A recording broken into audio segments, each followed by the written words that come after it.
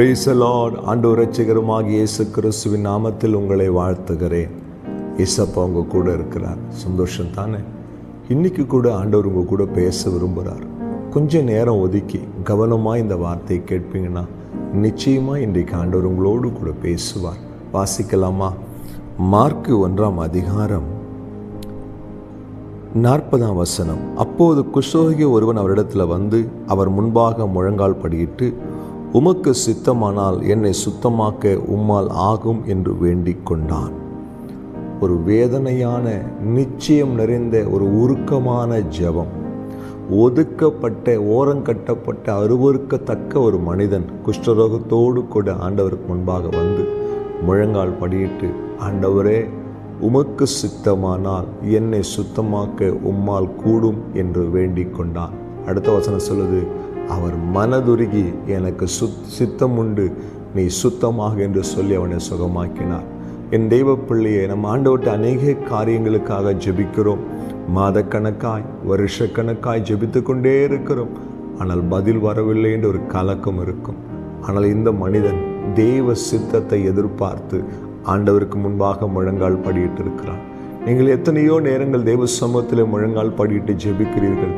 ஆனால் தெய்வ சித்தத்திற்கு ஒப்பு கொடுத்து நீங்கள் முழங்கால் படியிட்டு இருக்கிறீர்களா?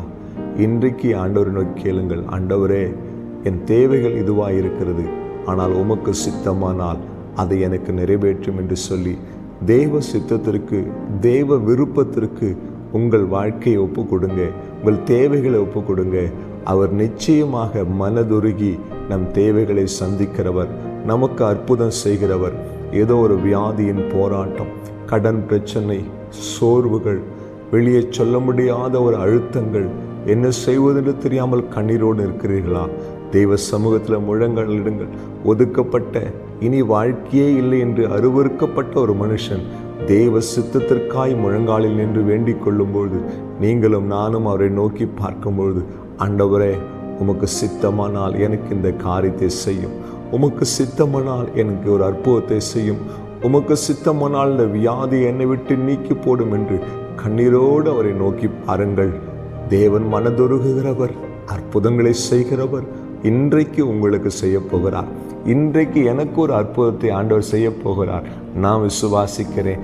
நீங்கள் விசுவாசிக்கிறீங்களா?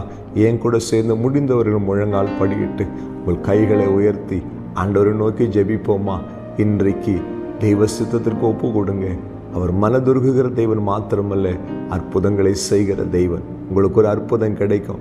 ஒருவேளை இயேசுவை அறியாத யாராவது இந்த செய்தியை பார்க்குறீங்கன்னா என்னோடு கூட சேர்ந்து, ஏசப்பா உமக்கு சித்தமானால் எனக்கு ஒரு அற்புதம் செய்யும்னு கேளுங்க.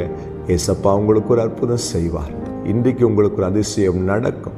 விசுவாசத்தோடு முட்டி போடுங்க. ஜெபம் பண்ணலாமா? எங்களை நேசிக்கிற நல்ல தகப்பனே, உம்முடைய சமூகத்தில் முழங்கால் படிட்டு ஜெபிக்கிற ஒவ்வொரு பிள்ளைகள் வாழ்க்கையிலும் உம்முடைய சித்தம் நிறைவேறட்டும். அற்புதங்களை செய்யும், ஆச்சரியமான காரியங்களை செய்தும் நாமத்தை மையப்படுத்தும். இயேசு கிறிஸ்துவின் நாமத்தில் பிதாவே, ஆமென். ஹல்லேலூயா. God bless you.